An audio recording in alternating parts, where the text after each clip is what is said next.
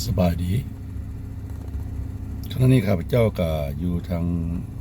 อีสต์ไซด์ของเมืองฮิวสตันเท็กซัสกำลังจะออกไปลินเลกเนาะ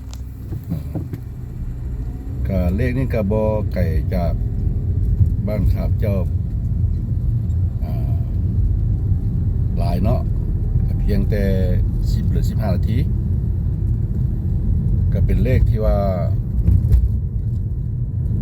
ใหญ่ในขงเขตของเมืองฮิวสตันนี่เนาะนี่ก็ฟ้าฝนนี่ก็กำลังจะตกเนาะท่านจะเห็นหมอก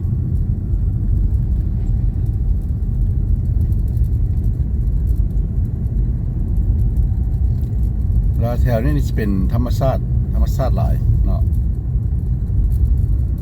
ก็สิมีอยู่โรงจักรโรงงานของแต่ละคุ้มแต่กระบหลาย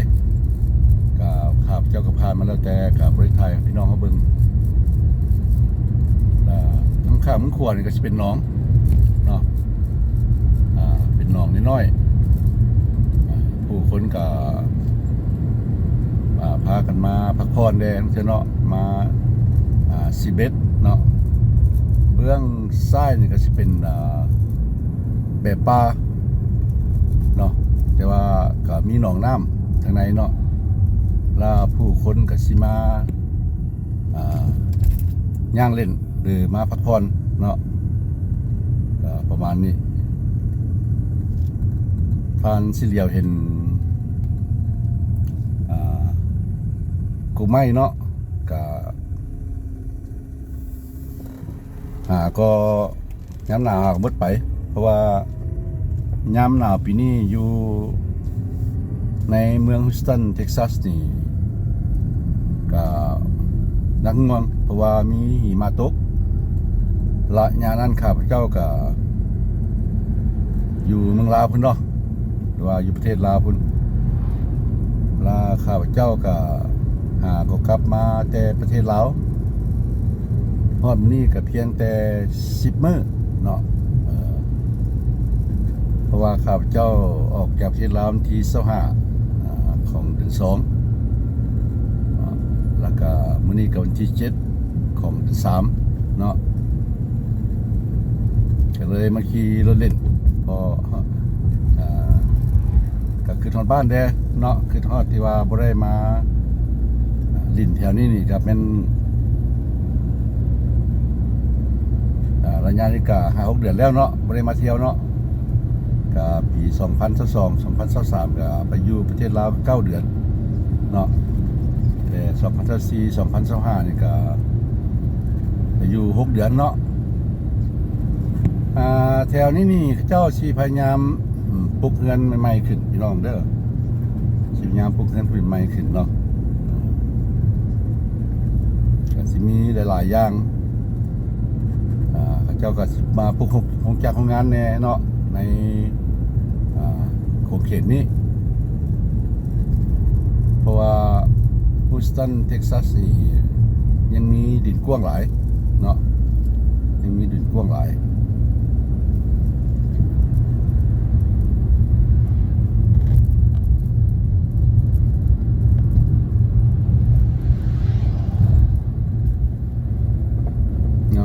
ท่านเห็นกี้เนาะก็เป็นการแซงรถเนาะการแซงรถอยู่ในประเทศสหรัฐอเมริกาเนาะเจ้าจะขอแซงรถแล้วก็จะก็บีบแกใส่ครับเจ้าก็ปล่อยเจ้าไปเนาะเพราะว่าบ่ต้องเป็นระเบียบเพราะว่าขับเจ้าขี่รถซ่าเพราะว่าทำการถ่ายวิดีโอเนาะประมาณนี้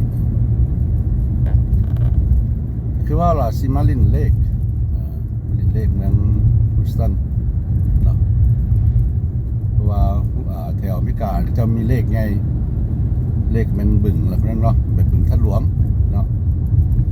ประมาณนี้ท่านเห็นเนาะ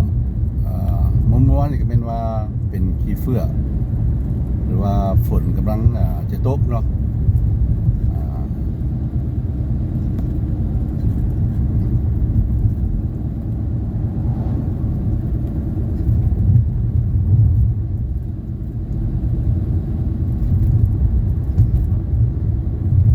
มอกคุ้มกันสิเว้านอกคำลาเป็นหมอกคุ้มสลายทางนี้เขาเจ้าก็สิเปรี้ยวนิดนึงเพราะว่ามันเป็นทางไปหาหนองเนาะไปหาหนองแล้วทางไหนหั่นลังม่องสิเป็นบริษัทพี่น้องเด้อมีบริษัทเด้ก็สิมีเฮือนคนแดเนาะก็บ่ได้อยู่แคมทางแบบนี้ดอกลังบ่อนนี่ก็สิมีเฮือนคนเนาะประมาณนี้ครับเจ้ากับฮอดภาคแล้วเนาะก็ภาคนี่ก็สิแม่นมีหนองหั่นล่ะเขาจะเอิ้นภาคเดอร์เซนภาคเนาะเดอร์เซนภาคก็อย่างนั้นล่ะพี่น้องเนาะสลายวันเสาร์วันอาทิตย์นี่แขกคนพระเจ้าสิเข้าออกมาลินนี่เนาะจะสิออกมาลินก็มีรถผ่านข้าพเจ้าไปอีกก็บ่เป็นหยังเพราะว่าเฮาให้เกียรติซึ่งกันและกันอยู่ประเทศสหรัฐอเมริกาเนาะเพราะว่าข้าพเจ้าขี่รถซ่าแล้วพระเจ้าก็ต้องได้ผ่านเนาะประมาณนี้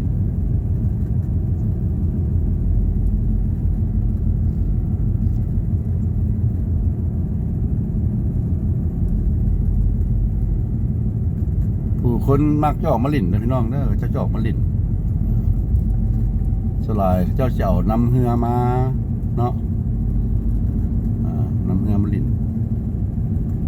แถวนี้นี่เป็นถนนที่สร้างใหม่อีกเนาะเขาเจ้าจะฮื้อตัวเก่าเขาเจ้าจะฮื้อตัวเก่าออกแล้วก็สร้างใหม่พี่น้องเด้อท่านจิเหลียวเห็นเนาะ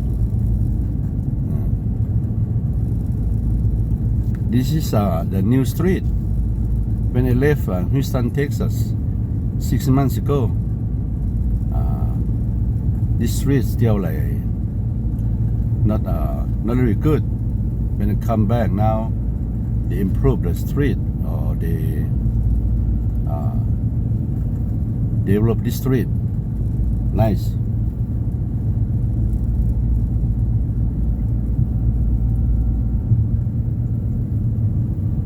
very nice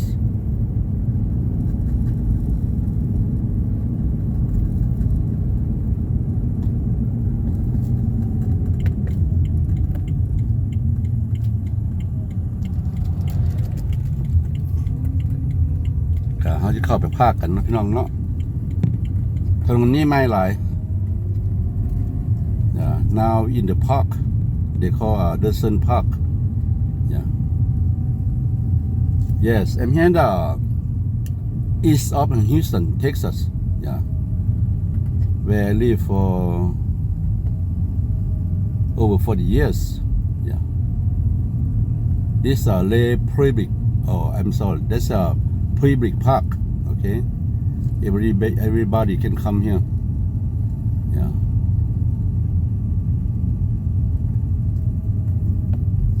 yeah I saw this they try to develop this park yeah they got a construction right now yeah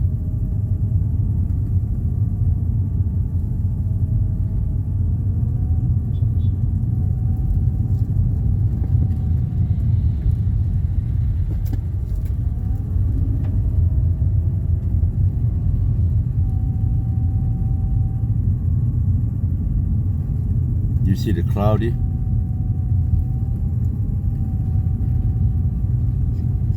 ก็อยู่นี่ก็แต่ละหม่องเนาะเนาะเขาเจ้าก็สิมีบอนแคมป์เนาะหรือว่าเขาเจ้าสิมีบอนแบบเท่นให้อยู่เนาะ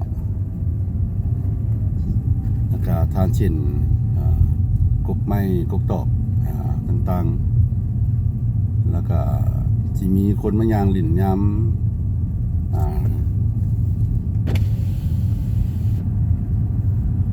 ย้ำคำเนาะหรือว่าย้ำสวยส่วนหลายคนจะมักมานี่แม่นมือพักเนาะจะมามือพัก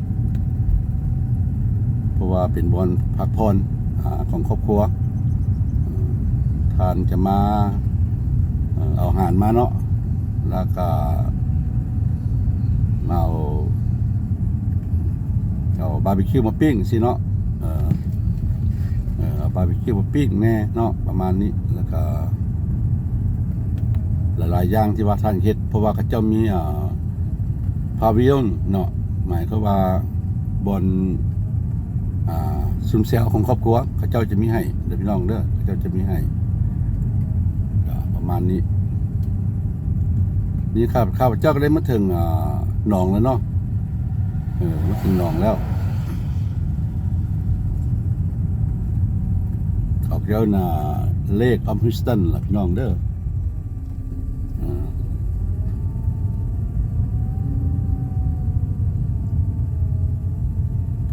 ท่านจะเห็นเนาะบางคนก็เจ้าก็มา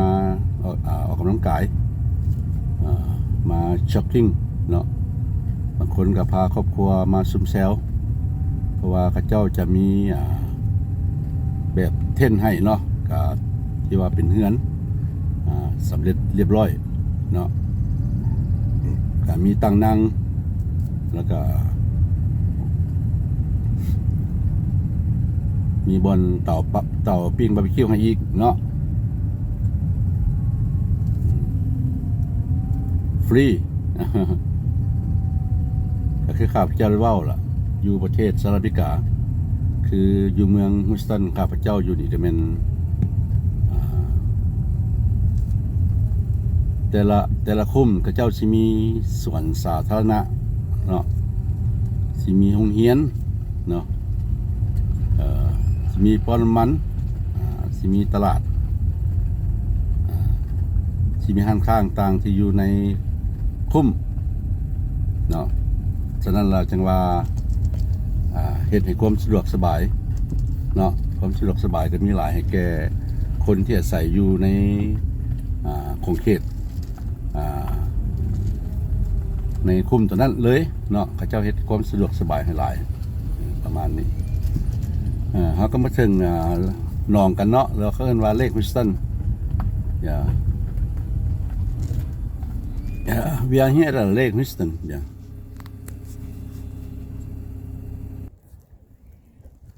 ก็เลี้ยวไปอย่างเลยพี่น้องเนาะเพราะว่ามันเป็นหมอกเพราะว่าหนองนี่สิกว้างไงแล้วพี่น้องเนาะถ้าว่าบ่มีฝนตกเนาะเดี๋ยวนี้ก็คือแบบว่าฝนตกนิดน้อยตรงนิดน้อยย่อลงมาแต่ว่าจะมีแบบคือเป็นขี้เฟื่อเนาะคือเป็นลองฝนเนาะไปลองฝนแล้วเขาก็สิเหลียวไปเห็นพออยู่ฝั่งนั้นสิมีเฮือนคนเด้อเฮือนฝั่งนั้นสิมีเฮือนคนหลาย another side we have the like a neighborhood we got a nice house on that side but today we cannot see it you will see like a moisture of the rain like clouded very cloudy so you cannot see very clear of this lake today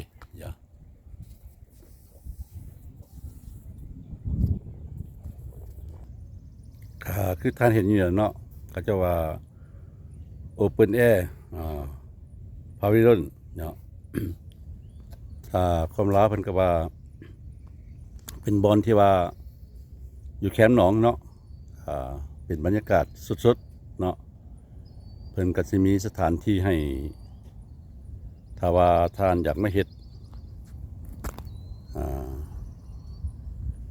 งานต่างๆเนาะเป็นต้นงานดองก็ได้หรือว่างานเบิร์ธเดย์เนาะหรือว่างานต่างๆท่านสามารถมาเช่าสถานนี้ได้เนาะที่เป็นสถานที่ที่ว่าได้หลาย100 คนเนาะก็จะเป็นแบบส่วนตัวถ้าว่าท่านมาเช่าเขาเจ้าแล้วเนาะเขาเจ้าก็สิมีการบริหารต่างๆเป็นต้นการรักษาความสงบเนาะรักษาขี้เหงื่อท่านแล้วก็มีบอนจอดรถให้ท่านเนาะบอนที่กว้างขวางเนาะการบอนจอดรถนี่ก็ได้หลายร้อยคันละเนาะเพราะว่าสถานที่นี่คือกับห่อเนาะคือกับห่อหรือว่า บอนทานจะเฮ็ดงานดองเบาะงานเบิร์ธเดย์เบาะใช่เลยงานวันเกิดเบาะเนาะทานสามารถเฮ็ดอยู่นี่ได้ทานสามารถเฮ็ดอยู่นี่ได้เนาะก็เป็นแบบธรรมชาติอยู่แคมป์หนองเนาะแคมป์หนอง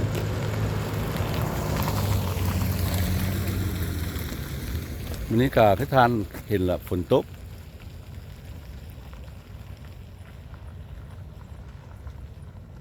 ก็บ่เป็นตกแห้งแต่ว่าเป็นแบบฝนละอองเนาะฝนจะย่อยลงมาเป็นเม็ดแล้วก็มีขี้เฟื่อเนาะประมาณนี้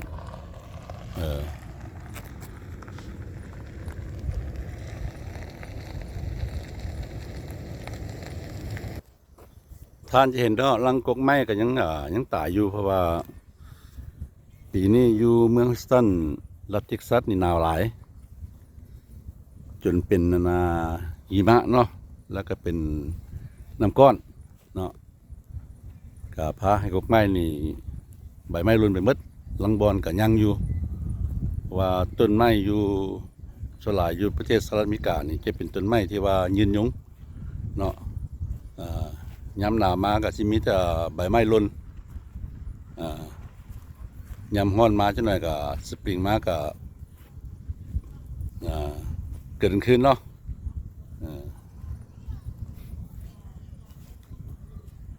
เพราะว่ามีFCอยู่ประเทศไทยถามข่าวจะมาว่าอากาศอยู่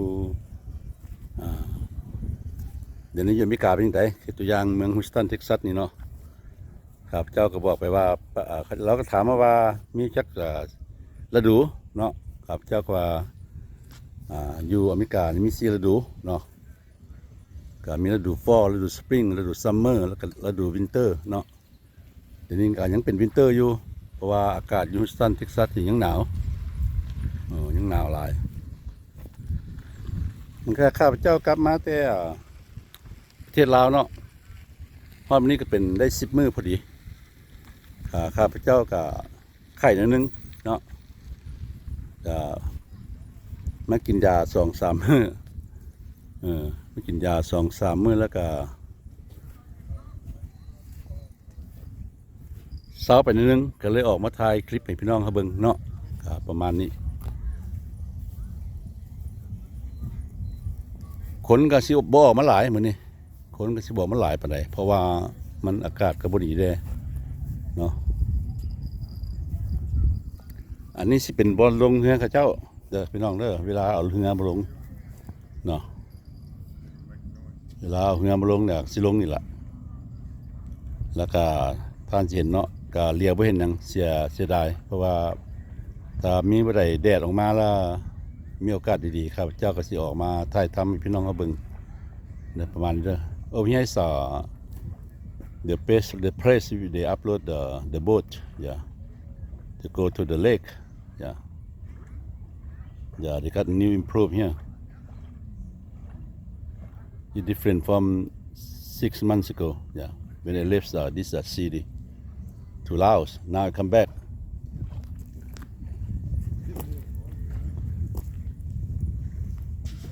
เนาะก็ท่านเช่นเนาะก็มีพาวเรียนอยู่หันเนาะกับบอลที่ว่าข่าวเจ้าว่าสถานที่นี้เพิ่นจะมีให้แบบเฮือนเนาะแบบเฮือนที่ว่าความหมายกับบริแอมก็เป็นเท่นเนาะเป็นสางอันนึงเนาะข่าวเจ้าบอกจักเส้นภาษาลาวเนาะเขาเรียกว่าพาวเรียนเนาะเขาเจ้าจะมีหลายอยู่นี่นะที่ท่านเห็นเป็นพาวเรียนซีเนาะแล้วจะมีครอบครัวหนึ่งที่ว่านัดกันมาซุ่มแซวเนาะหรือว่าในงานวันเกิดบ่หรือว่างานสลัดกับงานวันเกิดหรอเขาเจ้าเพชรอยู่เนาะก็จะมีครอบครัวเขาเจ้าเข้ามาเนาะไก่พุ่นก็เสียนเต้นอีกมีเต้นอีกเนาะโทษพี่น้องเด้อว่ามื้อนี้ก็อากาศก็ดีก็บ่หนาวหลายแต่ก็มีฝนหน่อยนึงก็ฝนบ่ได้หลายหรอกเพียงแต่ยิบๆมาแต่ว่า จะมีเมฆเนาะขี้เฟือหลายเนาะ Yeah, sorry about this clip. Yeah, cannot see the clear because today is really cloudy. Yeah, in the Dawson Park in the east of Houston, Texas. Yeah, usually few people they came here to enjoy themselves with the family. Now, they bring the food here and they have the music by themselves. Yeah, you can open it a little bit, no problem, and stay in the pavilion. Yeah,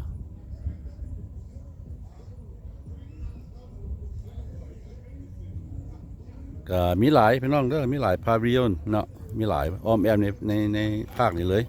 เนาะก็ประมาณนี้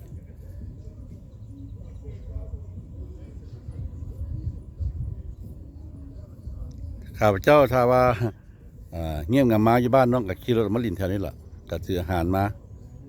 เนาะมาถือตั้งนะก็มานั่งลินแถวนี้ล่ะครับเป็นบอนที่ข้าพเจ้ามักบอนนึงเนาะYou cannot see anything clear today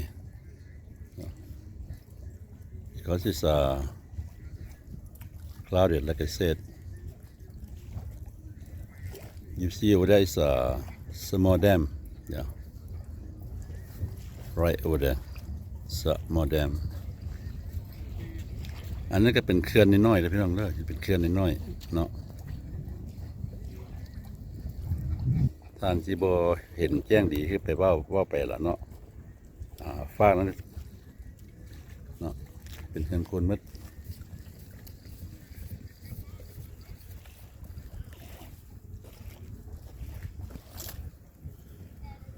บ่แจ้ง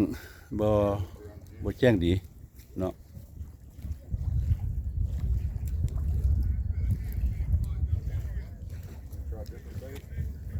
คือว่าแบบเบื้องนั้นสิมีเฮือนคนถ้าว่าเฮาเห็นอากาศที่ดีเนาะถ้าว่ามีแดดออกมาก็ขอโทษขอโพยนำพี่น้องเนาะกับเบิ่งไปซะละตามธรรมชาติที่นี่ก็เจ้าจะมีโบ๊ทวอล์กเด้อพี่น้องเด้อเป็นบนยางอยู่ตามแคมป์หนองแต่มื้อนี้เขาเจ้าปิดเนาะthe boardwalks is closed. Yeah, they try to improve because I saw that some is broken. Yeah, right over there. Yeah, that's why they closed today.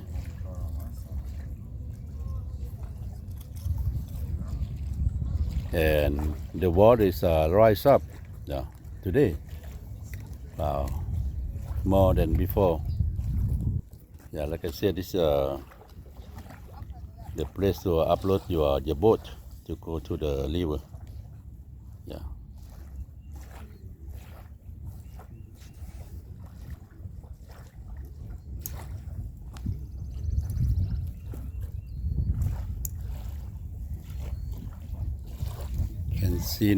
Can see anything clear. Yeah, you see the boardwalk over there. Okay, but they still close it. ท่านเป็นทั้งย่างเนาะเขาจะเอิ้นโบ๊ทวอล์กล่ะก็ย่างไปตามแคมป์หนองจูงแขนเมียแขนแฟนย่างลิ้นตามหนองอ้อมหนองเนาะก็ยาวเหยียดไปพุ่นล่ะก็ประมาณนี้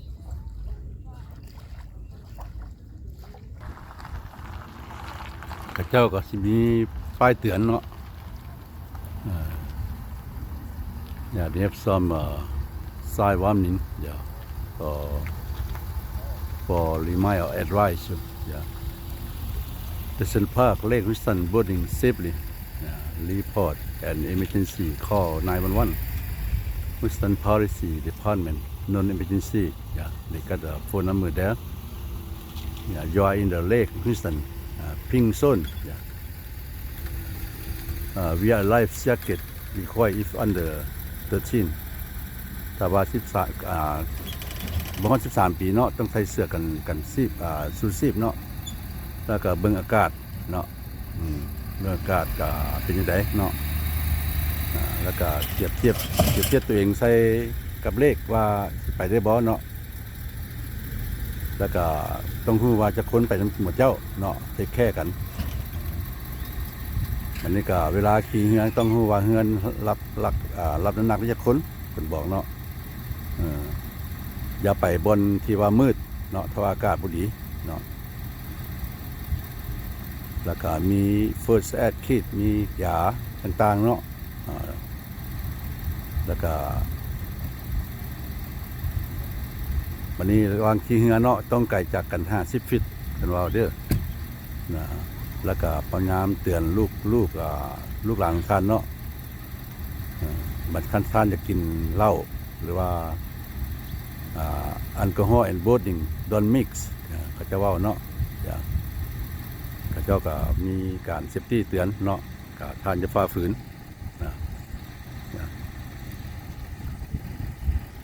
follow the instruction or safety rule. Okay. Now they have some people they try to bring the jet ski here to play around even the weather like no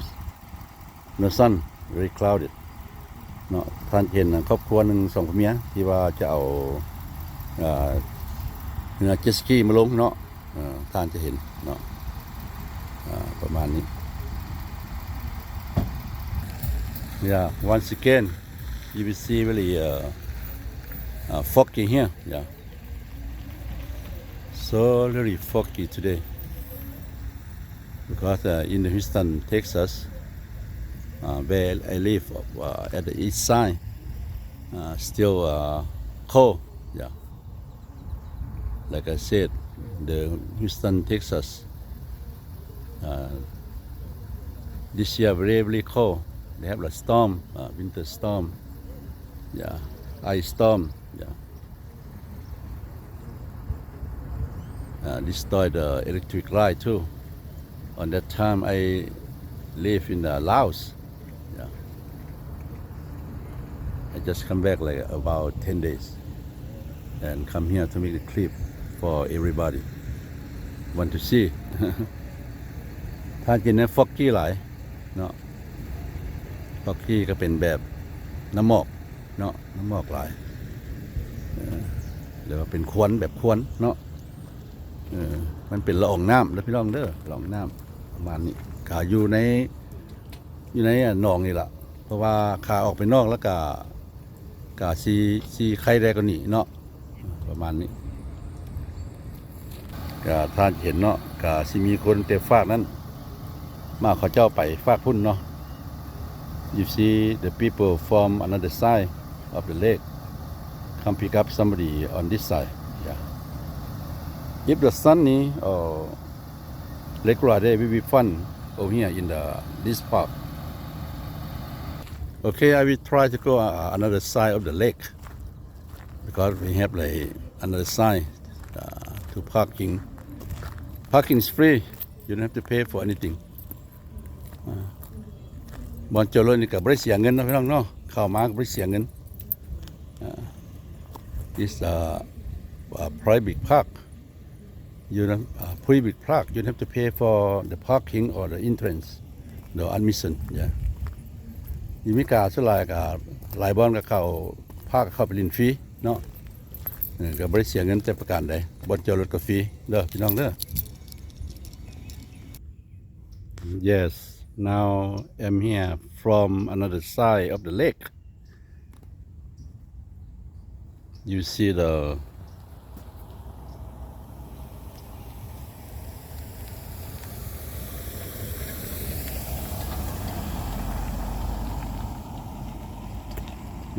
we have the police car. Will travel around this park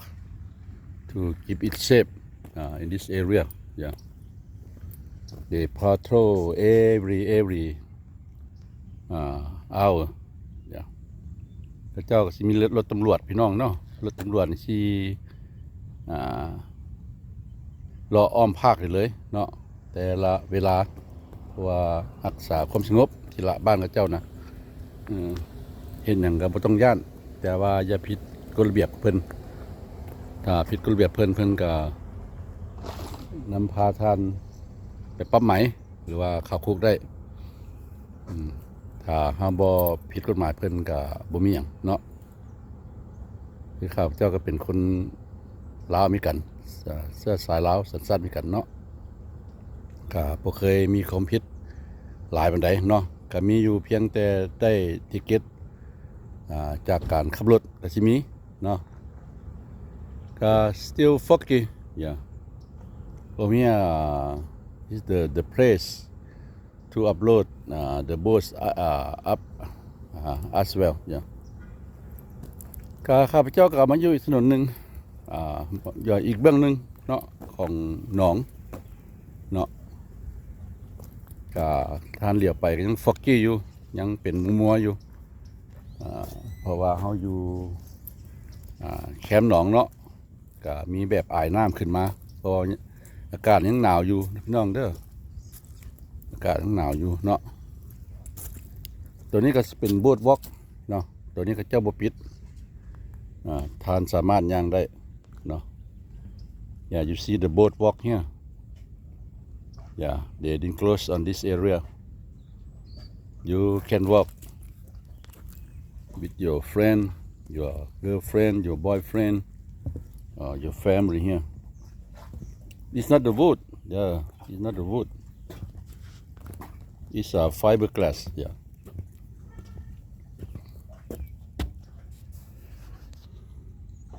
ท่านเห็นเนาะ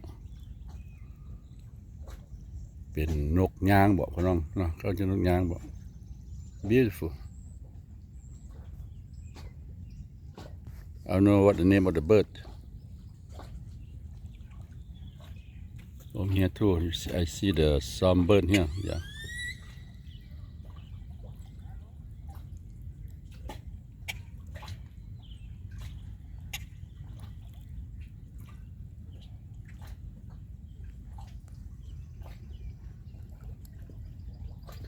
beautiful so beautiful yeah very foggy ก็สิย่างไปตามแคมป์น้ำนิดหน่อยนึงเนาะ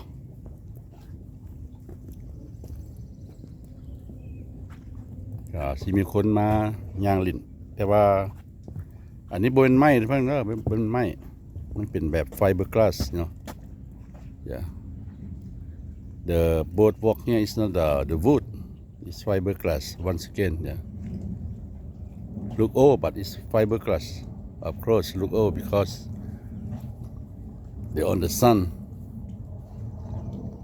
on the weather in any weathers. Yeah. No swimming. And I saw some fishermen they come fish here ครับเจ้าเห็นเนาะคนมาหามาสิดเบ็ดเนาะก็มีก็สิมีตั้งท่านนั่งลิ้นเนาะท่านสามารถมาenjoy แบบบ่ได้เสียเงินเนาะแบบบ่ได้เสียเงินตึกเบ็ดก็บ่ได้เสียเงินพี่น้องเด้อ You don't have to pay for the fishing here yeah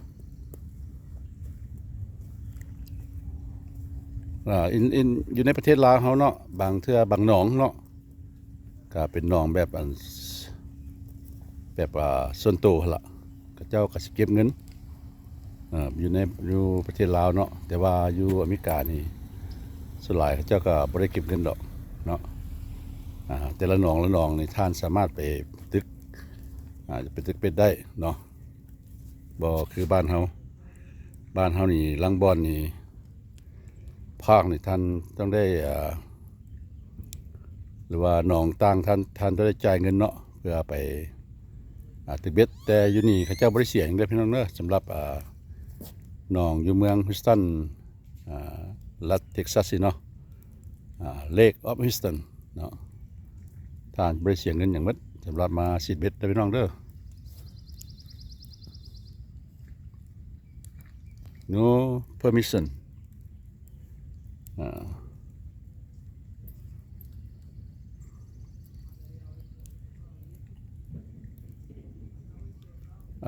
I'm sorry, no admission fee. Yeah. No parking parking lot to pay. No pay for parking lot. Yeah. No pay for the fishing. Yeah.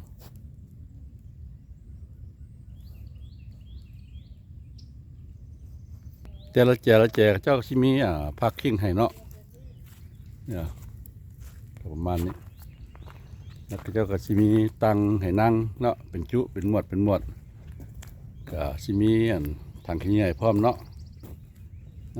ทุกบอนยังมีกาเจ้ามีถังขี้เหงื่อให้นอกจากผู้คนนี่สิ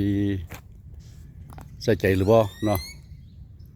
อยู่นี่เทิงนี่อยากแจ้งนึงแล้วได้แจ้งออกมาแล้วซิมเลยก็เคลียร์ very clear out now. Yeah. They have the barbecue stove for you. Yeah. Has some chair and table for you. Yeah, to enjoy with your family. With the food. Yeah. Beside the lake. The lake.Yeah, another place to upload the boat here. Wow, here is very wide. ก็สถานที่นี้ก็เป็นบอนที่เอาเรือลงคือกันเนาะพี่น้องเนาะเอาเรือมาลงก็ประมาณนี้ก็บนเรือมาลงคือกัน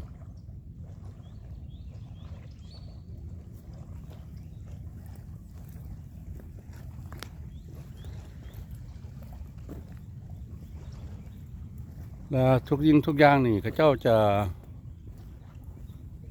มีป้ายให้เนาะไปใส่ทานต้องอ่านป้ายเด้อพี่น้องเด้อยิมิกาหรือว่าอยู่ประเทศใดก็ได้เนาะอย่าไปลื่นป้ายอย่าไปลื่นป้ายเป็นว่า borrow a life jacket ป้าย life jacket save life ว่าท่านสามารถยืมเสื้อชูชีพได้แน่ท่านสามารถยืมเสื้อชูชีพได้พี่น้องเด้อ borrow the life jacket is a life jacket save life Texas law under 13 of age wear the life jacket while boarding How to borrow at life jacket? Choose a proper sign of jacket and fit tight. Yeah. So under 13, you have to wear the jacket when you're boarding. Yeah. Okay, but don't forget to return your life jacket when you borrow. ถ้ายืมแล้วก็ต้องส่งเจ้าคืนอย่าเอามาบ้าน เนาะเห็นบ่คือข้าวเจ้าได้ว่าไปละหลังบอลอยู่อเมริกาก็ฟรีบ่ได้จ่ายเงินบริจาคเงินหลายเนาะ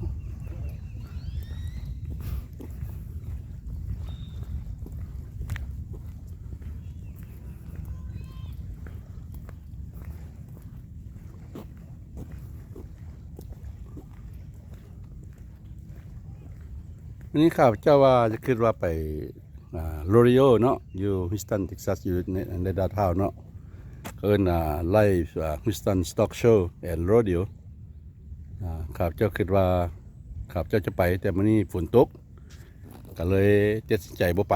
ก็เลยมาทำคลิปให้พี่น้องเบิ่งเฮาอยู่นี่เนาะอยู่นี่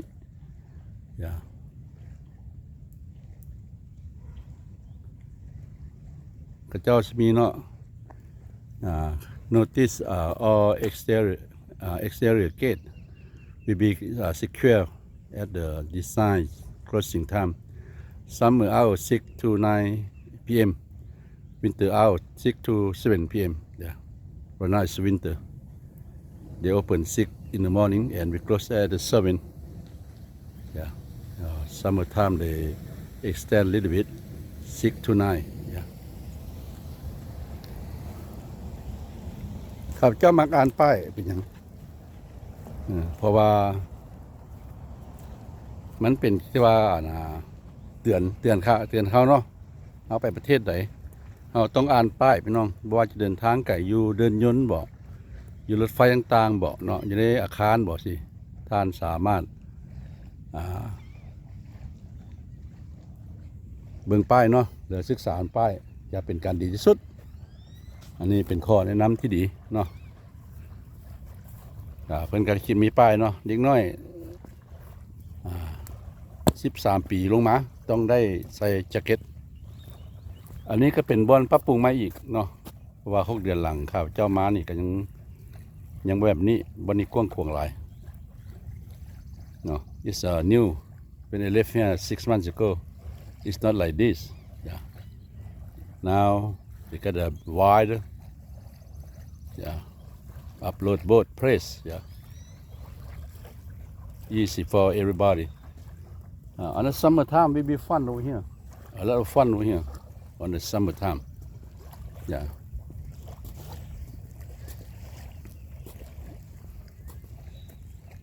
yeah you won't see anything out there really foggy yeah I come here to boat walk again yeah on this side they didn't close they open for you and somebody fishing out there as well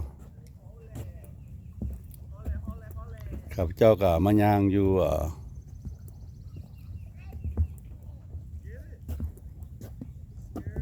ใน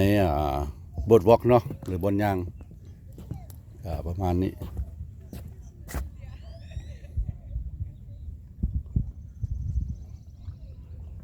คนบางคนก็มาพากันตึกเบ็ดเนาะก็เป็นวิวที่สวยงามก็เป็นวิวที่สวยงาม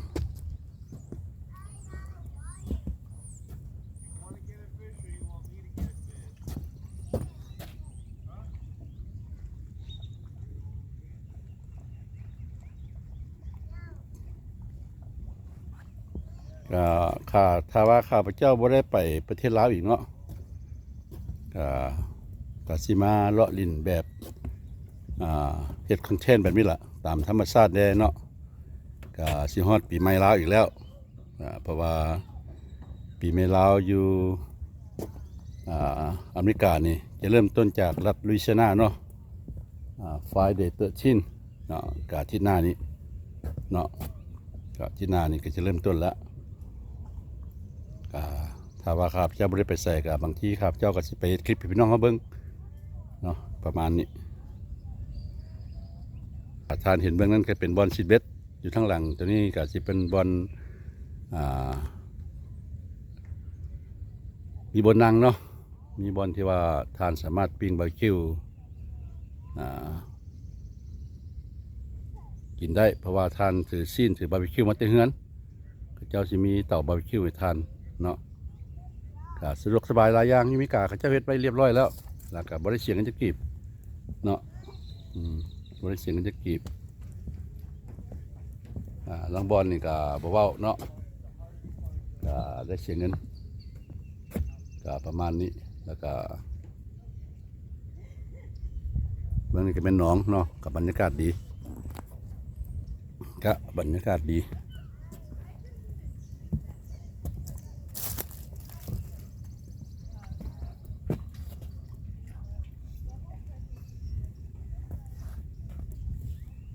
ก็ท่านเห็นบอนย่างไปซิดเบ็ดเนาะแล้วท่านเห็นคนครอบครัวซิดเบ็ดอยู่หั่นเนาะyou see some like a 2-3 family there to try to enjoy the fishing yeah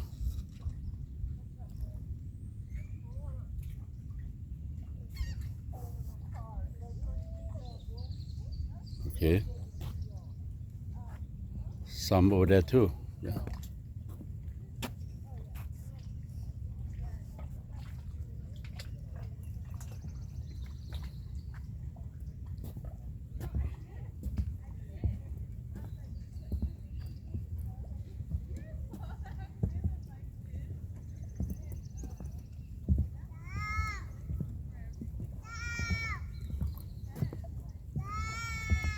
นั่นก็เป็น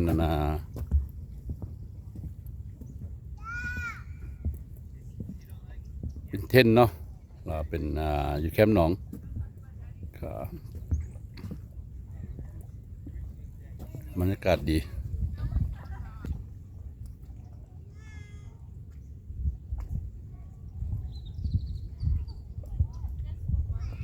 นี่ก็สถานที่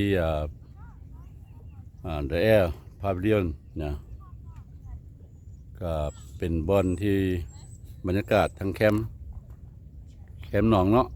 ท่านข้าพเจ้าได้เว้าไปก่อนหน้านี้ท่านสามารถเซามาเฮ็ดดอกได้หรือว่ามาเฮ็ดเบิร์ธเดย์ได้เนาะแล้วก็สิมีบ่อนน้อยลินให้อีกเนาะthey have the playground for the kids down there as well